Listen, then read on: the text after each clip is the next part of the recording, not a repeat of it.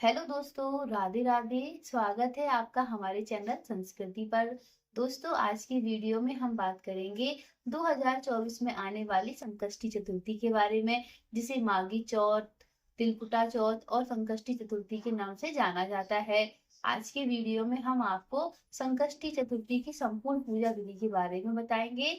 तो चलिए friends, video शुरू करते हैं। और अभी तक आपने हमारे चैनल को सब्सक्राइब नहीं किया है तो प्लीज हमारे चैनल को सब्सक्राइब कर दे। चलिए वीडियो शुरू करते हैं। तो जैसा कि हम सभी जानते हैं कि ये जो पूजा होती है वो भगवान गणेश के लिए की जाती है।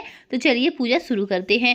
पूजा करने के लिए सबसे पहले हम एक चौकी लेंगे, उस पर हम पीला या लाल वस्त्र बिछा लेंगे। तो यहाँ पर मैंने पीला वस्त्र बिछा लिया है। उसके बाद यहाँ पर हम आसन देकर भगवान गणेश की प्रतिमा को स्थापित कर लेंगे। तो प्रतिमा स्थापित करने से पहले हम यहाँ पर थोड़ी सी दूब रखेंगे और थोड़ा सा यहाँ पर फूलों का आसन देंगे। उसके बाद यहाँ पर हम भगवान गणेश की प्रतिमा को स्थापित करेंगे। तो आपके पास भगवान गणेश का जो भी स्वरूप हो वो आप यहाँ पर स्थापित कर सकते हैं। तो इस तरीके से हमने भगवान गणेश की प्रतिमा को यहाँ पर स्थापित कर लिया है। प्रतिमा स्थापित करने के बाद सबसे पहले यहाँ पर हम भगवान गणेश का शुद्ध जल से यहाँ पर शुद्धिकरण कर लेंगे। तो इस तरीके से हम भगवान गणेश का शुद्धिकरण करेंगे। उसके बाद यहाँ पर हम भगवान गणेश का तिलक करेंगे। तो सबसे पहले हम भगवान गणेश को रोली से तिलक करेंगे। उसके बाद हम भगवान गणेश को चंदन से यहाँ पर तिलक कर देंगे। हल्दी कुमकुम से भी आप यहाँ पर तिलक कर सकते हैं। तो इस तरीके से यहाँ पर मैंने चंदन से तिलक कर दिया है। अब इसके बाद हम भगवान गणेश को वस्त्र रूपी यहाँ पर जनेऊ समर्पित करेंगे। फ्रेंड्स, अगर आपके पास यहाँ पर जनेऊ नहीं है तो कोई बात नहीं, आप यहाँ पर कलावे में 7 गांठें लगाकर भी भगवान गणेश को अर्पित कर सकते हैं। जनेऊ या कलावा दोनों ही वस्त्र के स्वरूप माने जाते हैं, तो दोनों में से आप कोई एक चीज़ यहाँ पर भगवान गणेश को अर्पित कर सकते हैं। और इसके बाद हम यहाँ पर थोड़ा सा फूलों का आसन देकर यहाँ पर हम दीपक की भी स्थापना कर लेंगे, क्योंकि किसी भी पूजा में दीपक की हमें स्थापना थोड़ा सा फूलों का आसन देकर ही करना चाहिए। फूलों का आसन या फिर आप यहाँ पर चावल का आसन भी दे सकते हैं। और इसके बाद यहाँ पर हम दीपक का भी विधिवत पूजन करेंगे। तो यहाँ पर हम दीपक का इस तरीके से रोली से तिलक कर देंगे। और इसके बाद हम भगवान गणेश को यहाँ पर पुष्प अर्पित करेंगे। तो वैसे तो भगवान गणेश को लाल पुष्प अति प्रिय होते हैं, तो यहाँ पर मैंने भगवान गणेश को लाल पुष्प अर्पित कर दिए हैं। और इसके बाद यहाँ पर हम दीपक को भी पुष्प चढ़ाएंगे। और आपके पास जैसे भी पुष्प हो, अगर लाल पुष्प नहीं है तो पीले सफ़ेद जैसे भी पुष्प हो उस तरीके के पुष्प आप यहाँ पर भगवान गणेश को समर्पित कर सकते हैं। तो यहाँ पर हमने सारे तरीके के जो भी फूल थे हमारे पास वो हमने यहाँ पर भगवान गणेश को समर्पित कर दिए हैं। इसके बाद हम भगवान गणेश को दूर्वा चढ़ाएंगे, क्योंकि दूर्वा जब भी आप भगवान गणेश की पूजा करें तो दूर्वा हमें ज़रूर से ही चढ़ानी चाहिए। और इसके बाद यहाँ पर हम एक जल का लोटा रख लेंगे। जल का लोटा रखना बहुत ज़रूरी होता है, ये बात मैं आपको वीडियो के आगे बताऊँगी। अब इसके बाद यहाँ पर हम तिलकुट ले लेंगे। देखिए, तिलकुट आप तिल और गुड़ से बना सकते हैं या फिर तिल, शक्कर या बूरे से बना सकते हैं। यानी कि तिल के साथ हमें कुछ मीठी चीज़ ज़रूर रखनी चाहिए। तो इस तरीके से हम तिलकुट बना लेंगे और इसका भोग हम भगवान गणेश को समर्पित करेंगे। संकष्टी चौथ की जो पूजा होती है उसमें तिलकुट का भोग आवश्यक रूप से लगाया जाता है।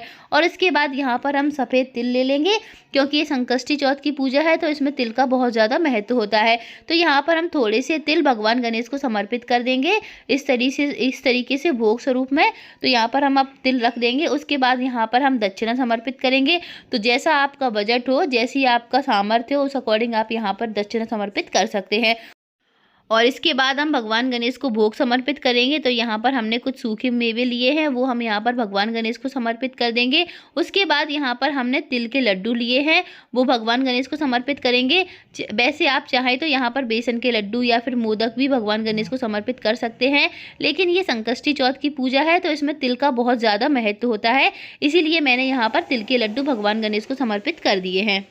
इसके बाद यहाँ पर हम अपनी सास के लिए बायना निकालेंगे। इस पूजा में बायना निकालना भी बहुत ज़्यादा ज़रूरी होता है। तो बायने के लिए यहाँ पर मैंने साड़ी और श्रृंगार का सामान ले लिया है। तो यहाँ पर हमने जो भी सामान लिया है उसको हम इस तरीके से चौकी पर रख देंगे और चौकी पर रख कर ही इन सारे सामान को हम यहाँ पर मिनस देंगे, क्योंकि जब भी आप कोई भी सामान या फिर कोई भी दान करते हैं तो उसको मिनसना बहुत ज़्यादा ज़रूरी होता है। तो यहाँ पर हम सारे सामान को मिनस देंगे। इसके बाद देखिए हमने जो भोग में तिलकुट चढ़ाया है उसमें से थोड़ा सा तिलकुट हम अलग रख लेंगे और बचा हुआ तिलकुट जो हमने भोग में चढ़ाया है उसको हम बायने के साथ ही मिनस देंगे। और हमने जो तिलकुट अलग से रखा है उसे हम रात में चंद्रमा को अर्घ देंगे।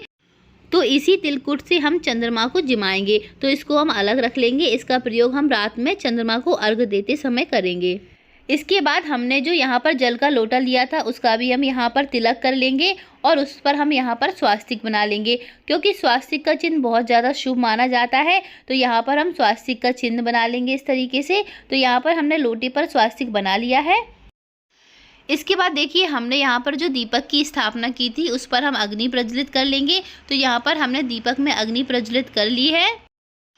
और इसके बाद हमने यहाँ पर जो सफ़ेद तिल लिए थे उन तिल को हम यहाँ पर अपने सीधे हाथ में ले लेंगे। आप तिल के साथ यहाँ पर पुष्प भी ले सकते हैं। और तिल को अपने सीधे हाथ में लेकर हम यहाँ पर भगवान गणेश की जो भी संकष्टी चौथ की कथा होती है उस कथा को हम सुनेंगे, क्योंकि अगर आप संकष्टी चौथ का व्रत करते हैं तो हमें इसकी व्रत कथा को सुनना भी बहुत ज़्यादा ज़रूरी होता है, तभी हमें हमारे व्रत का फल प्राप्त होता है। तो इस तरीके से जब हमारी कथा संपन्न हो जाएगी तो हमने जो बचे हुए तिल हैं उनको हम भगवान गणेश को समर्पित करेंगे। और उसमें से कुछ तिल यहाँ पर हमने जो जल का लोटा रखा है उसमें समर्पित करेंगे और कुछ तिल यहाँ पर हम दीपक में डालेंगे। कहते हैं कि जितने भी दीपक अग्नि में चटकते हैं उतने ही हमारे कष्टों का निवारण होता है। तो इस तरीके से यहाँ पर हम तिल सभी देवी देवताओं पर चढ़ा देंगे और इसके बाद यहाँ पर हम धूप दीप दिखाएंगे। फ्रेंड्स, अगर आपको संकष्टी चौथ की कथा सुननी है तो उसका लिंक मैंने डिस्क्रिप्शन में दे दिया है, आप वहाँ पर जाकर चेक कर सकते हैं। और इसके बाद हमने यहाँ पर जो जल का लोटा लिया है उस जल के लोटे से हम सूर्य देवता को अर्घ देंगे, क्योंकि हम दिन में कहानी सुनते हैं तो हमें सूर्य देवता को अर्घ देंगे और रात में जब हम चंद्रमा को अर्घ देंगे तो उसके लिए हम अलग से जल लेंगे। इस बात का भी आप लोग विशेष रूप से ध्यान रखें। इस जल को हम भगवान सूर्य देवता को अर्घ देने में प्रयोग करेंगे। और उसके बाद यहाँ पर हम भगवान गणेश की आरती करेंगे। पूरी प्रेम और श्रद्धा के साथ यहाँ पर हम भगवान गणेश की आरती कर लेंगे। और आरती करने के बाद हम भगवान गणेश से हाथ जोड़कर पूजा में रही गलतियों के लिए क्षमा याचना करेंगे और अपनी मनोकामना पूर्ण करने के लिए भगवान गणेश से प्रार्थना करेंगे। तो यहाँ पर हमने भगवान गणेश की आरती कर दी है। हम अच्छे से भगवान गणेश और सभी देवी देवताओं को यहाँ पर स्मरण करते हुए सबके यहाँ पर चरण स्पर्श कर लेंगे।